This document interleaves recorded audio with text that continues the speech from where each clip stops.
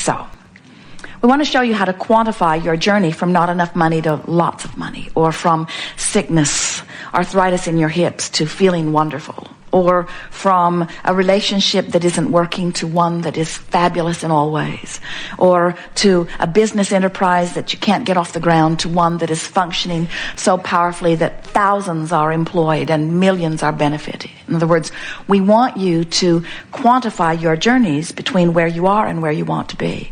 And the way you do that is by being aware that every indication to you is vibrational, and by understanding what the indicators are. This is always true. What I think and how I feel and what manifests is always a vibrational match. But here's the big kicker. What manifests isn't manifesting instantaneously. So you've got all this leeway that makes you sloppy.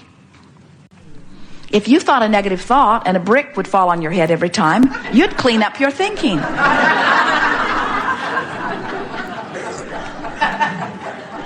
But you're not here to be punished about your thinking. You're here to understand your thinking. You're here to use your thinking, your focus, to create.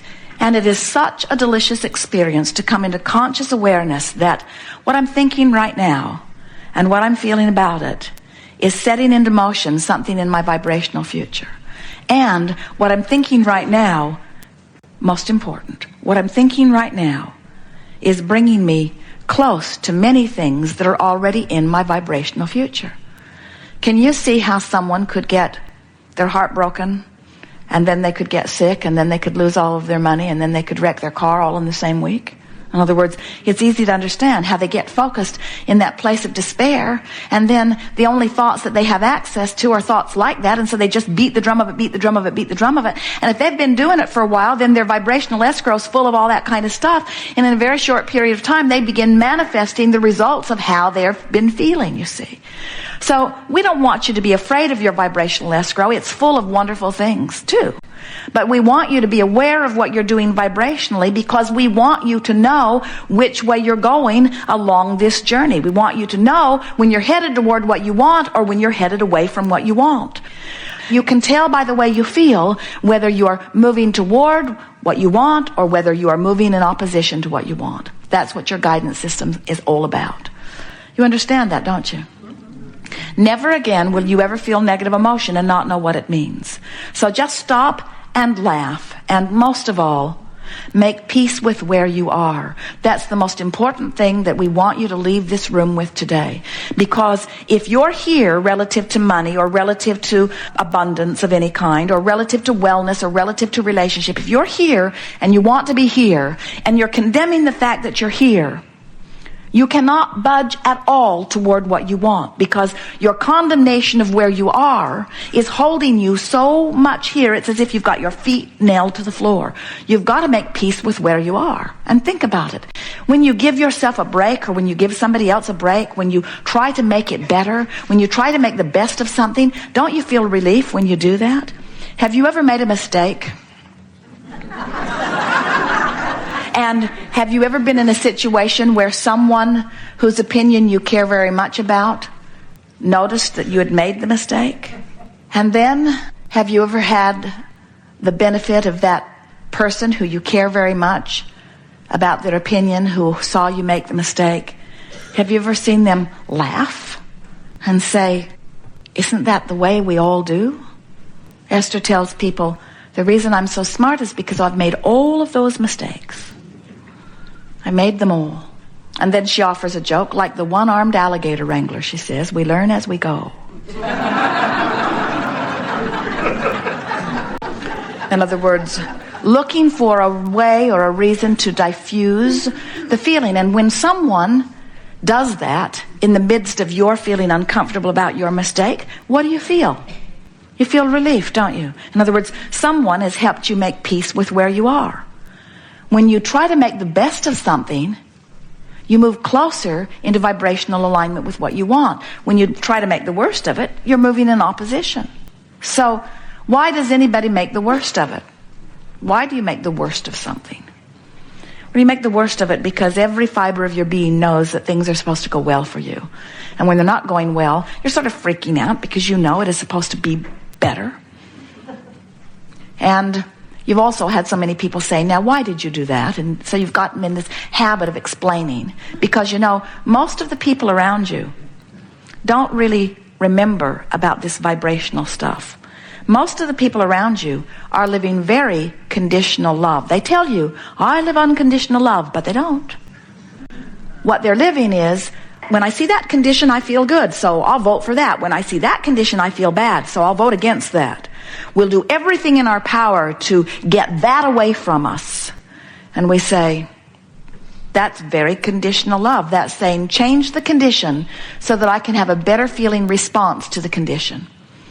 And it never works. It never ever works, because when you're looking at the condition that needs to be changed, you're activating the condition that needs to be changed in you, and you are becoming more of the problem that you're wanting to solve. That's why terrorism is becoming more. In other words, you just cannot kill everybody that doesn't agree with you. You can't do it. You'll kill enough of them, and pretty soon you'll be down to the nitty-gritty that is just you guys, and you'll start disagreeing with each other. In other words, you cannot get to where you want to be by pushing against what you do not want. It never ever works, you see. So what do you do? What do you do when you're standing in the midst of a culture or an environment or a house or a marriage, a relationship, a situation where you clearly see things that you do not want to see? What do? They make you feel bad when you see them. Don't you want to instruct those people to clean up their act? Little Kate, granddaughter Kate, 3 years old, adorable in every possible way. Esther looks at her and turns inside out with love. Kate is the perfect being. She is so lovable. So easy to love. Just look at her. Just listen to her. Just remember her. Just think about her in any way, upside down, all around. Just think about her. And love radiates from you. And shouldn't everybody damn well be that way? In other words, shouldn't everybody be that lovable? When you got a lovable one like that, sure makes you not like the ones that aren't lovable very much. And don't they all owe it to you to be just that lovable? And we say, therein lies your problem. There are lovable ones that you love, and then there are not lovable ones that you hate. And then you demand that they change the way they be so that you can feel better. And we say, oh, what a big job you have. Just when you get your son understanding what you need to be happy, trained really well, he meets some girl and does what she wants.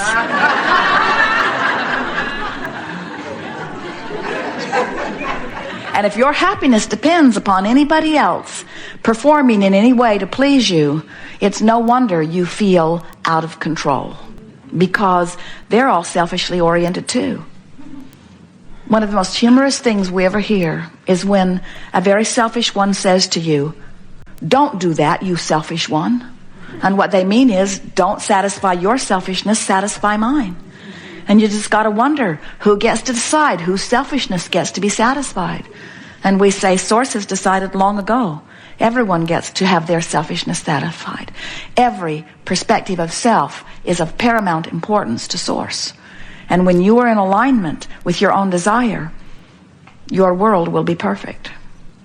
When you think about it, if every point of consciousness standing in every situation were preferring something and Source was answering every preference, then wouldn't the whole be better off? So how is it that you got in competition with one another? How is it that you came to believe that if he gets what he wants, somehow I'm deprived of what I want? Why do you put yourself in competition for the same prize when the resources are infinite? In fact, the resources expand exponentially to the percentage or the perfection of your desire. When you want it, if this time-space reality has given you the facility to desire it, to identify it, to want it, this time-space reality has the facilities to provide it for you in manifestation. You couldn't want it if it wasn't possible to get it, you see. So when you understand that you are not in competition for any resources at all, you never say, well, I have been well for the last 10 years, 20 years, 30 years. I've been well for as long as I can remember.